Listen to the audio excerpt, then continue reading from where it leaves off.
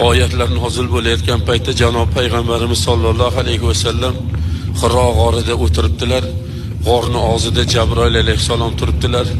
Ey Muhammad sollallohu alayhi vasallam, o pastda Makka tomondan vodiyda Hadisha sizni ko'rgani kelyapti. Ey Allohning rasuli, Hadishani qo'lida sizni yeyishligingiz uchun nimadir bor yo ichishligingiz uchun nimadir olib kelyapti.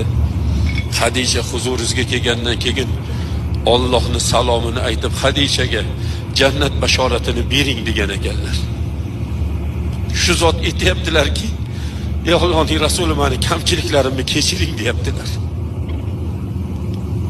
Ey Hadisha, hech bir ayol siz qilgan xizmatni qila olmasdi deganlar.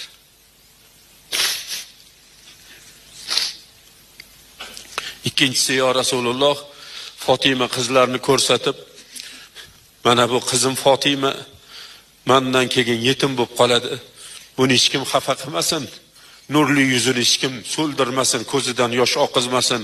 Quraysh ayollari bunga baqirmasin. Sizga vasiyat qilaman, Fatimani ehtiyot qiling degan ekanlar. Uchinchisi, yo Rasululloh, men qabrdan qo'rqyapman degan ekanlar.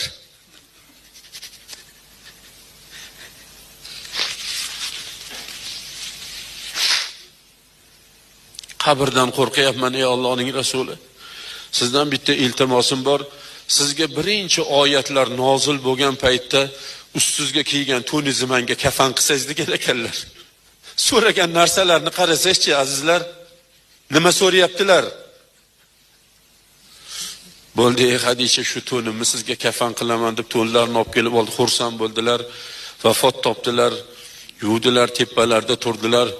Kafanlayotgan paytlarida o'sha to'nlarni kafan qilayotgan paytda Jabroil alayhissalatu vassalom kelib, ey Allohning rasuli, sizga Alloh salom etdi va aytdiki, Hadishani kafani bizdan deb aytdi. Hadisha bor bulini, bor butini, bor kuchini bizni rizoyimizga sarfladi, dinimizga sarfladi. Shuning uchun Hadishani kafani bizdan deb jannatdan bir kafan berib yubordi. Mana shu kafan deb Rasulullohga jannatdan kafan olib keldilar. Hazrati Hadisha onamning nisbatlari ikki kafan sohibasi degan laqablari bor.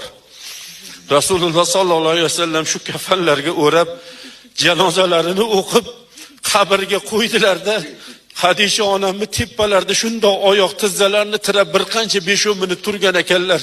Ey Allohning rasuli, boshqa bir insonlarni ham qabrga qo'yganingizda bu holatni qilmagan edingiz, nima uchun Hadishani tepasida turdingiz deganlarida, ey birodarlarim, qabr egasini tanimaydi, qabr Hadishani qisib qo'ymasin dedim degan ekanlar.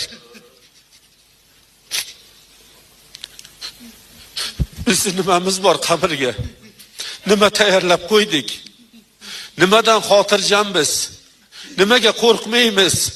Nimaga qaytmaymiz birodarlar? Hadisha onamdek zot Allohning rizosini topgan, Alloh tomonidan jannat bashorati berilgan insonlar shundoq qo'rqib turibdilar-ku. Nimaga biz qo'rqmayapmiz?